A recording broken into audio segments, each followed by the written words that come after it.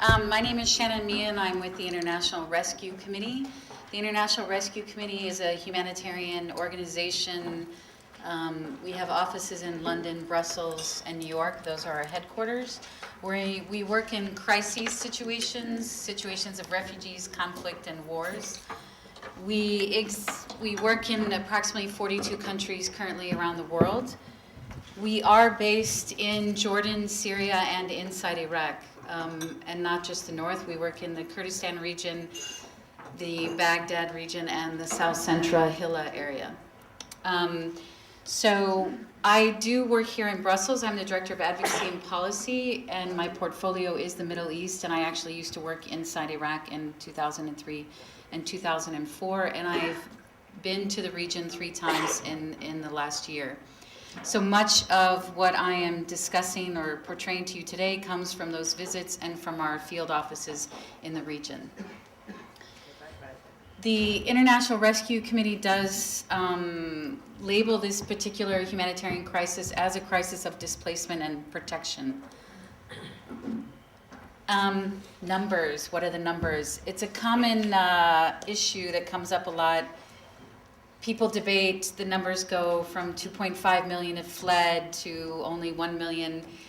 What I portrayed here are the exact registered numbers of refugees in Jordan, Syria, Turkey, and Lebanon. So currently, according to the UNHCR statistics, there are 305,681 refugees, Iraqis, that have registered with UNHCR. Does that mean that that's all there is? No, it doesn't. This is just a fraction. It's a statement that shows approximately how many are willing to go to UNHCR, that obviously are in need of assistance and have declared themselves with UNHCR.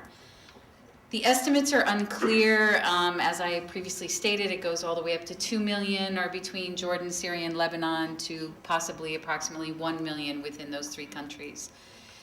From the International Rescue Committee's point of view, what needs to be done is a clear and transparent consensus.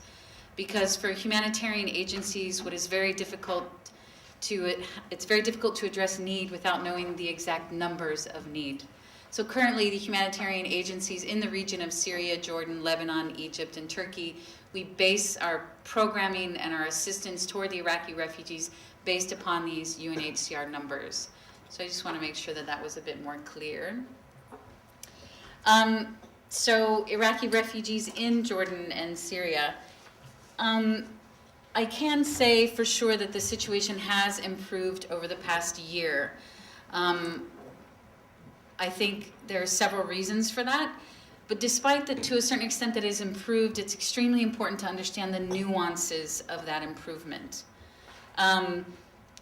This is what has improved. There is greater access to health and education services, both in Syria, Jordan, and in Lebanon. Resettlement to third countries, to the United States, to Canada, to Australia, and to Europe has greatly increased. But the situation is still extremely fragile.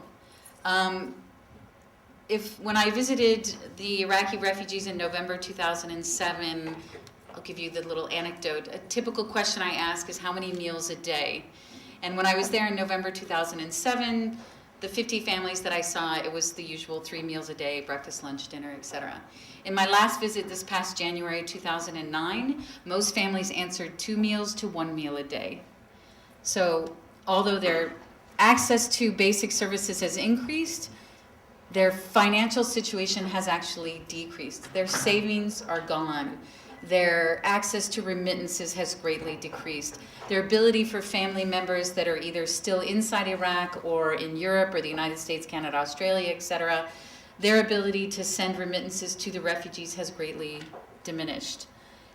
So it's very fragile, and one of the major issues that is of great concern of us is also the access to employment. It's extremely minimal. It's very based upon casual labor, and which then, as you can see by my slide, casual labor can often lead to exploitation. And unfortunately also, the population that is easier to access the casual labor are women and children. So then that exponentially increases the exploitation of children and of women, both in forms of sexual exploitation, cheap labor. They are not recognized as receiving the basic minimum wage within Jordan, and that also puts children and women in very difficult situations. And they also tend to enter more dangerous labor. Also, despite certain increase in access and increase to resettlement, and many have moved out, for example, in Jordan in 2007, approximately 3,000 to 4,000 were resettled out of Jordan. In 2008, nearly 10,000 Iraqi refugees were resettled around the world out of Jordan. Syria resettled 6,971, were able to depart Syria and be spread throughout the different areas of the world that accept refugees. Despite some of this positive, these are still the main concerns of Iraqi refugees. They still live in absolute fear. That fear has changed over the year. When I first was there in November 2007, the fear was much more about deportation, arrest from the host governments, uncertainty of how long they can stay. I must say that the situation has improved. The governments of Syria and Jordan and Lebanon have really relaxed their stance of security toward the Iraqis. They turn a blind eye to the casual labor that they're seeing. They have seen increases across certain borders. More family members have been able to reunite. But despite that and the generosity that continues from Lebanon, Syria, and the Jordanian governments, there still is a fear of deportation. There is still a lot of pressure coming from, for example, the Iraqi government for people to go home, without enough pertinent data and evidence that it is actually safe for them to go home. And also, the main reason that they have fear is they really have no idea what their future will look like. How long will they have to be refugees in Jordan and Syria, or guests, as the host government calls them? How long will they have to be dependent upon charity and humanitarian services? And that really is a fear that goes very much to their core. They want their independence, of course, back. They want to be able to be self-sufficient and gainfully employed. The legal status of the Iraqi refugees in Jordan, Syria, and Lebanon, and Egypt, and Turkey is critical to alleviating this fear that causes all emotional responses cause behaviors. So if you're that afraid, it does cause you to make decisions that unfortunately can be very life-risking.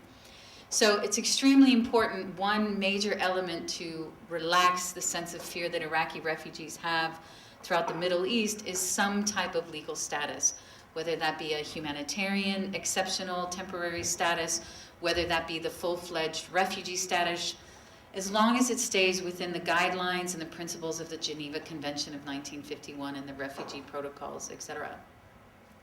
The other major fear that they have noticed the increased access to services, but there is a fear that the world will forget about them and that this assistance will end, that this assistance has a very temporary nature.